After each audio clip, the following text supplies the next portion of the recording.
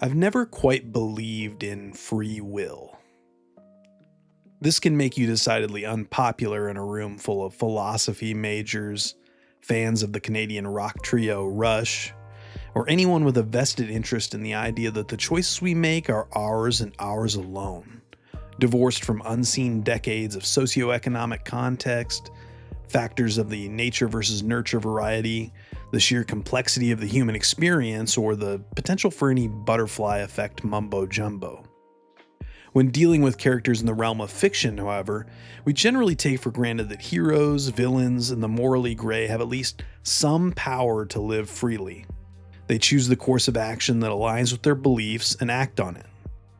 In the interactive medium of games, one interesting wrinkle in this whole topic comes from the fact that a player is in control of the main character, at least for the majority of the time.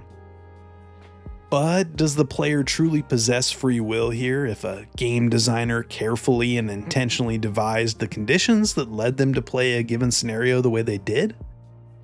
When a video game presents a choice, say by putting a gun in the protagonist's hand and having a companion character tell them not to shoot the enemy mercenaries patrolling nearby, how much of the narrative outcome or the game's response is determined by the player? To what extent did the game designer know what players would do, and to what extent was it a 50-50 coin flip? Now, what if the companion character was the protagonist's brother? I suppose you'd have to replay the game in question and choose differently to find out. Maybe you could reload your save file, as if stepping into a time machine. My first Remedy game was the 2001 shooter Max Payne, a neo-noir mystery about a depressed cop who heals gunshot wounds with painkillers and, most notably, can slow the flow of time.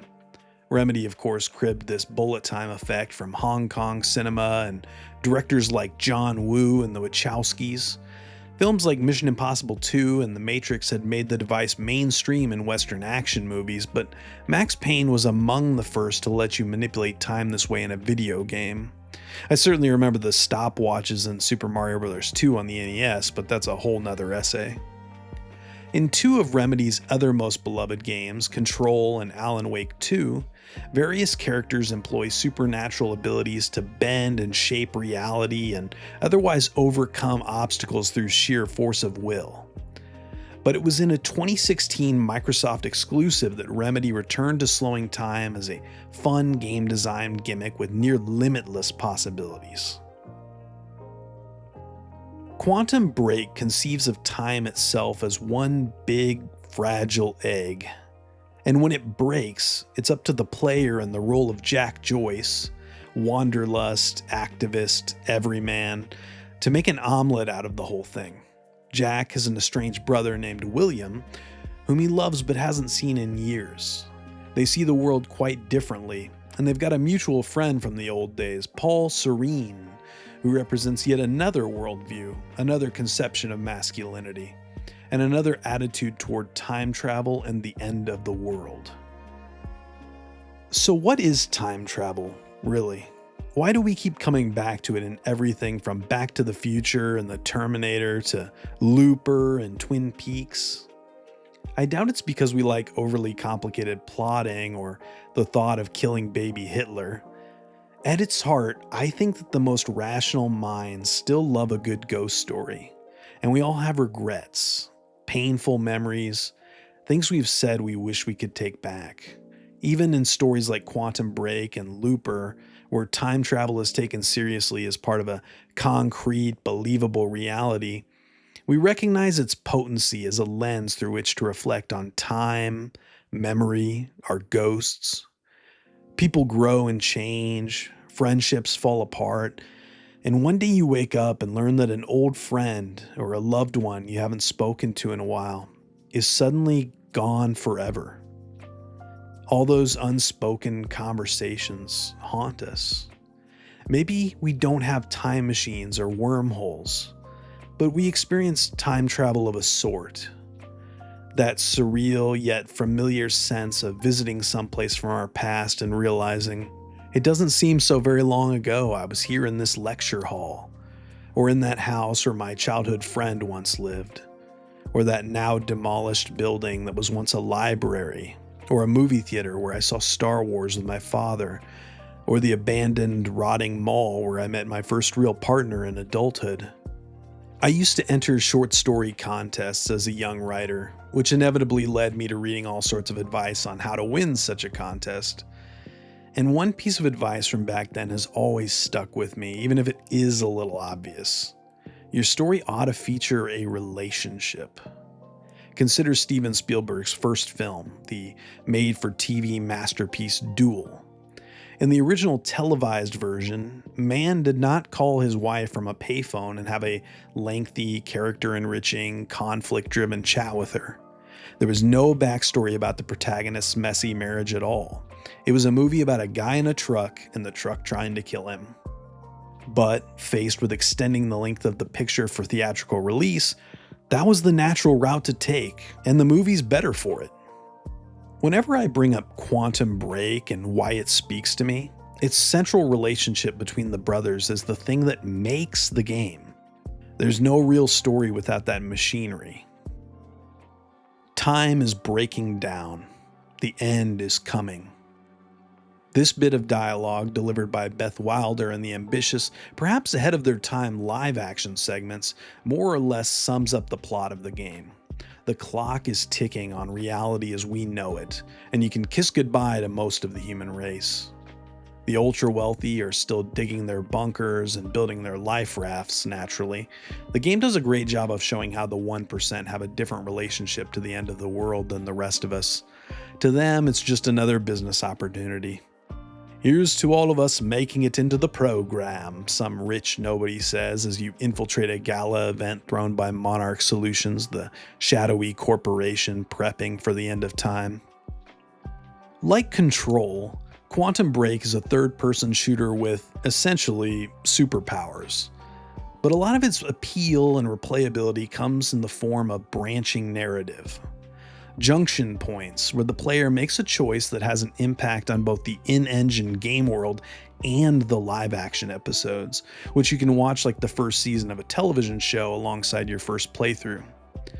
Branching is perfect for a subgenre that constantly asks, what if you could go back, do things differently? Who might you have become instead?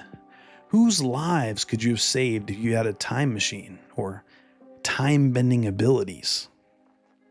It's rare that all the violence and killing in a game neatly aligns with the intended narrative as presented in the performances and cutscenes, but here we have a number of interesting design decisions outside of the basic run-and-gun loop that reinforce the story's themes rather well. We're a little confused because Jack is a little confused, but the characters of Beth Wilder and William Joyce, and even the villains occasionally, assure the player that this will all make sense in the end, and therefore that Quantum Break's time travel mechanics have some kind of internal logic. Junction points and quantum ripples, the proverbial consequences of your actions, give us a decent excuse to go back and replay the game now and again, exploring different pieces of Remedy's larger puzzle. You visit Alan Wake's classroom in this game, by the way, and glimpse an early live-action teaser for the sequel, which didn't come out for another 7 years. The beauty of time travel. Quantum Break is, as its lofty title might suggest, a game that wrestles with a lot of different ideas, and it's at least as relevant in 2026 as it was 9 years ago. When is violence an acceptable response to injustice from those in power? They weren't cops, Jack says of Monarch's thugs. They had no authority to do this. What of acceptance and letting go of the people we've lost? I've been to the end of time, says Paul Serene, gazing into the Nietzschean abyss. When confronted with the human condition, our own mortality, we have a choice between trying to dominate and control it, or surrendering to it. Do we seek out and try to destroy the horrors and therefore risk becoming them? Or do we come together and try to relieve some of that burden for one another, to heal from that anguish and create something in contrast to whatever the abyss has to offer? Might we lend a comforting hand, cook lunch for a neighbor, or send money to help the victims of war overseas? If you're Paul Serene, your impulse is to master death and outsmart it. His experimental treatments and eye drops evoke the real-world billionaires undergoing gene therapy, espousing the digital singularity and drinking the blood of their children, so to speak. Jack's brother, Will, views the metaphysics of time travel the same way Paul does. Time is linear. Even with the time machine, you can't change what's happened or what's supposed to happen. In the beginning of the game, Will is ostensibly murdered. But he says you didn't actually see him die, did you? Because he never actually did, according to the one true continuum. You may have gone back through time to save him, but that's only because you'd assumed he was dead, and so on.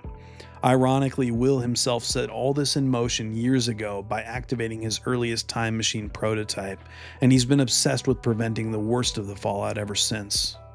Beth Wilder, the main feminine presence in the story and a total stranger to Jack at the start, is very much an agent of free will. She devotes her entire life to fighting back against Monarch from within, preparing the Joyce brothers and even her childhood self however she can. Serene and his mysterious boss, Martin Hatch, are like the trickster gods who have no doubt whatsoever that Ragnarok is coming. Beth's prepared to sacrifice everything to ensure that it doesn't. Some of the game's most explicit messaging comes in Act 5, with university protest signs and graffiti that read, "No history, no future," and "Save our library." Knowledge and power aren't made to be hoarded so that you can cleverly outwit everyone else and rewrite history as you want it to be. If you venture through time or into the underworld, that boon of knowledge is meant to be shared. And then you have to accept the past and learn from it in order to build a better future that doesn't retread the same mistakes over and over. This is something you hear from history teachers from the time you're 10 years old, but it bears repeating. It always will. Near the end of the game, Will tells Jack to get down when a pair of Monarch patrols comes through a door, and you can probably shoot them both dead at will, but I didn't. And Will praised Jack for listening to him, for growing and not being the same trigger-happy, impulsive brother he knew in the past. The chronon particle effect that informs much of the game's art direction looks, more than anything, like shattered glass. But there's also a liquid undercurrent of mercury, or the surface of a pool of water, that ripples across the environment when you activate your time vision. Science fiction isn't a window into the future, but a mirror. It reflects our present-day reality back at us through a distorted prism, sometimes scientific, but often mythical. Sci-fi finds the universal and the timeless in the granular specificities of our time, same as any other literary tradition. Often, Jack Joyce enters an unstable area of the environment referred to as a stutter or the stutter. Here, the game engine is pushed to its technical limits, and it certainly put the Xbox One through its paces nearly a decade ago. But a struggling, inconsistent frame rate is almost thematically appropriate during these sequences.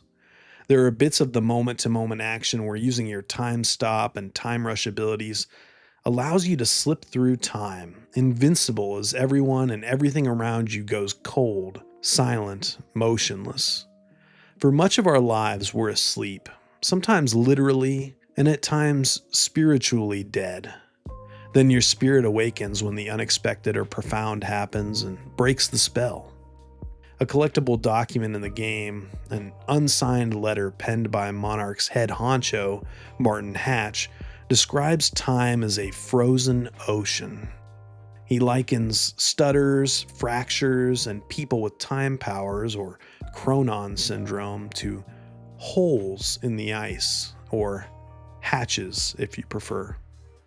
The game's biggest flaws, especially where narrative is concerned, can be chalked up to the developers saving things for a sequel that never materialized. Lance Reddick's Martin Hatch is a secret demigod of time who got his powers not from a time machine, but an apparently natural wound in the fabric of space-time. Remedy obviously thought a lot about how time travel works in this universe. I know this only from reading lore collectibles and bits of flavor text scattered throughout the game world. Clearly, he would have been the big bad in Quantum Break 2. And Beth Wilder's story remains a cliffhanger. After all her hard work and selflessness across decades, doing everything in her power to ensure humanity's survival, she's shot and killed near the game's end. In the final moments of the interrogation scene that frames the entire story, Jack is asked whether he believes that history can be changed, whether, using a time machine, you can meddle with events as they've already happened. We cut back to the moment where Jack last saw Beth, alive but frozen in time during a stutter just outside the campus library, the place where our knowledge of history resides. "I'll come back for you," he whispers in her ear. Rock music swells and the credits roll.